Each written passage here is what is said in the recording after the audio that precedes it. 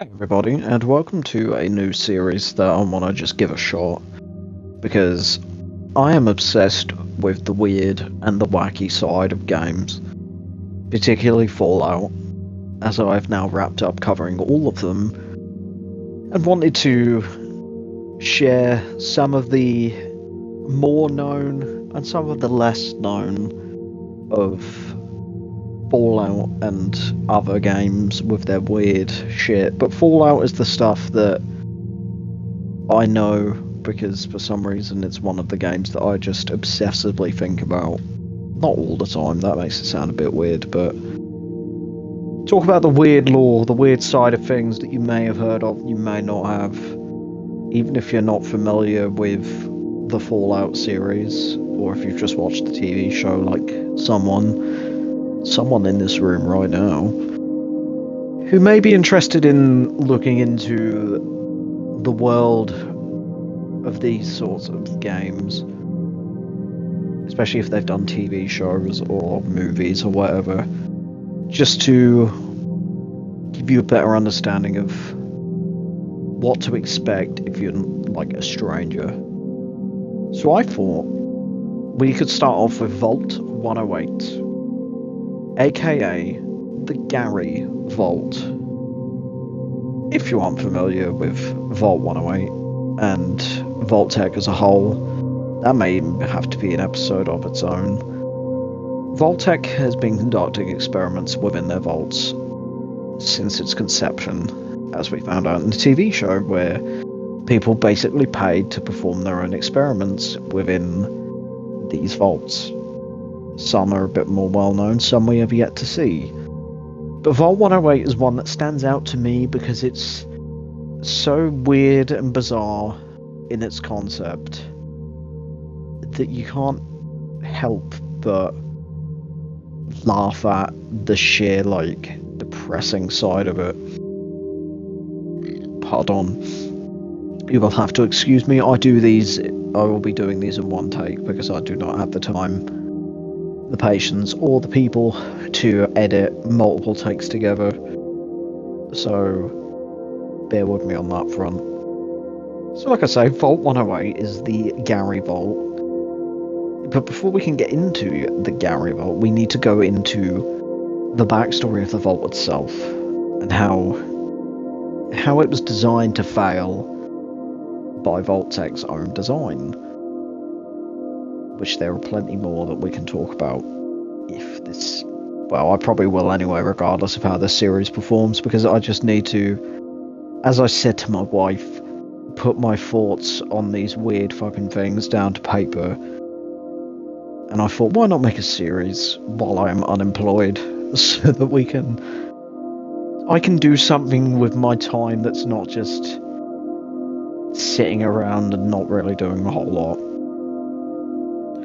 So, as I said, all the vaults are designed to fail, either from the beginning or later on down the line. And this is one of the vaults that was designed to fail a bit later on down the line. The Overseer, who was a man named Brody Jones, was a peculiar choice for leadership. Not because of his personality, but because of his prognosis, or diagnosis, whichever you prefer. Jones has a genetic... Good start. He had a form of cancer that was expected to be terminal within 3 years of the vault being sealed. It wasn't an oversight by Vault-Tec, but it was a deliberate intention on their behalf. They wanted to see what happens to a closed society when its undisputed leader dies shortly after the world ends, which leaves a power vacuum in an environment where the infrastructure is already predestined to rot. The list of unfortunate variables in Vault 108 was staggering. The power supply was rigged to fail after 20 years. The backup generator was insufficient to maintain the entire facility. The communications array was intentionally broken, leaving the inhabitants in total isolation, which isn't uncommon for vaults, except in the TV show where there's obviously the free vaults. Is it Vault 31, 2 and 3, if I remember correctly? Season 2 has just ended not that long ago, and I've already forgotten. Please forgive me. It wasn't just an experiment. Like most of them, it was designed to fail from the offset. So while the social structure crumbled after the death of the Overseer, the scientific wing of the Vault was busy with its own obsession, which, of course, was cloning. In the business, we call this foreshadowing. The residents discovered a way to replicate human life, and they chose a man named Gary. We don't know why or much about the original, why they chose Gary or much about him, the Gary Prime, except that he was just an everyday working Joe. However, as the process continued, an anomaly emerged. Each clone was progressively more hostile towards anyone who wasn't a Gary clone.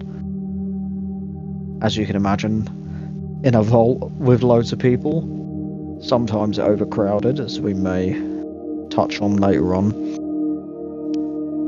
their numbers soon began to outweigh those who weren't a Gary. By the time the clones reached the 50s and 60s, they were no longer capable of complex speech. Their vocabulary had regressed entirely to their own name, Gary. Hence why, when you come across the Vault, all that you can hear echoing through the halls of Vault 108 is just Gary. It's creepy, but also fucking weird and bizarre, which is what I want to sort of concentrate on with this series. Used with varying inflections to communicate everything from curiosity to lethal intent, sorry.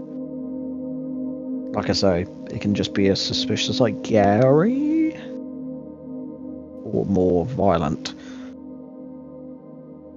A table lies within the cloning wing, with a severed arm and a Gary jumpsuit. It suggests they realised they were being treated as lab rats by the Naturals, the original Vault residents. The Garys didn't just survive, they conquered, and they formed a localised hive mind rooted in genetic recognition. In a world where every resource was failing and every leader was dying, the Garys found the ultimate form of solidarity. They were the only people they could truly trust, because they were the only people who were them. As mentioned, they started getting hostile towards everyone else. So, naturally, they only trusted themselves. When your player character, brackets, the Lone Wanderer if you want to call them that, or as I called him in my playthrough, John Fallout, the Naturals are all long gone, and the Garys roam the halls, maintaining a bizarre, static existence, where they aren't building a society, but they are living the echo of a man who died 200 years ago. The original Gary. The true tragedy of Vault 108 isn't just the violence, it's the erasure of the human soul. Vault-Tec's experiments often strip people of their rights, but Vault 108 stripped them of their uniqueness. By the time the experiment reached its conclusion, there were no personalities left, only a repetitive, phonetic signature. When you hear that friendly, inquisitive Gary from around a corner, it's a reminder that in the wasteland, the most dangerous monsters aren't the radiation. I butchered that. The most dangerous thing isn't the radiation or the supermutants. It's the terrifying efficiency of a system designed to replace humanity with a copy of a copy, etc., etc., until the original meaning is lost forever. Vault 108 is a monument to the idea that if you leave people in the dark long enough with nothing but their own reflection, cough cough, pandemic, 6 years ago, eventually the reflection is all that will remain. But obviously the pandemic was not that much. We all went a little bit mad inside the four walls, but could you imagine being surrounded by literally yourself? Not just being alone, but literally being surrounded by versions of you with no way of well, the original one was dead, but clones that only knew their own name And even if they knew if it was their name, it was just the only word they knew, and they might not even have known it was their name. Like they were saying hello. So yeah, that's Vault 108. One of the sillier yet upsettingly depressing vaults when you think about it, when you think about how freaky it must have been for people who were still alive during the Gary uprising, if you will. The Garying, yeah, I'll do. But it must genuinely be horrifying. There are a lot worse vaults.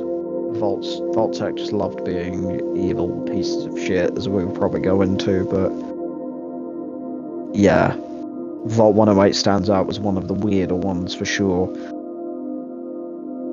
But yeah, other than that, this is just a little experiment I wanted to do to sort of see. Like I say, I wanted to put my thoughts down on paper and talk about some weird shit that people may or may not know about. It might not just be the funny stuff. We may take a dive into the just lore as a whole. I'll try and keep it a bit more lighthearted. There are some weird things in Fallout, and then there's different Red Dead Redemption like side stuff maybe. I don't know.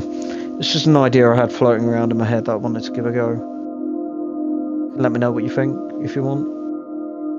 It's up to you. I don't mind. I'll probably keep doing it regardless of what you say because I don't care, but I do care. I love to hear people tell me I'm doing a good job. No.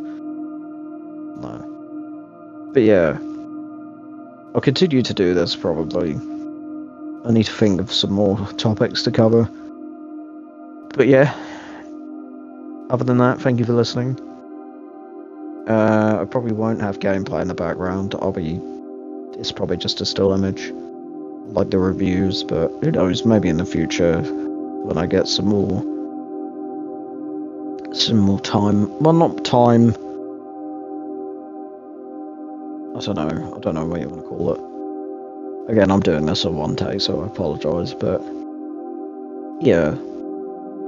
If there's enough of a reason for me to up the game, if you wish, I will do so. Up the game, huh? But yeah, thank you for listening. I'll see you next time.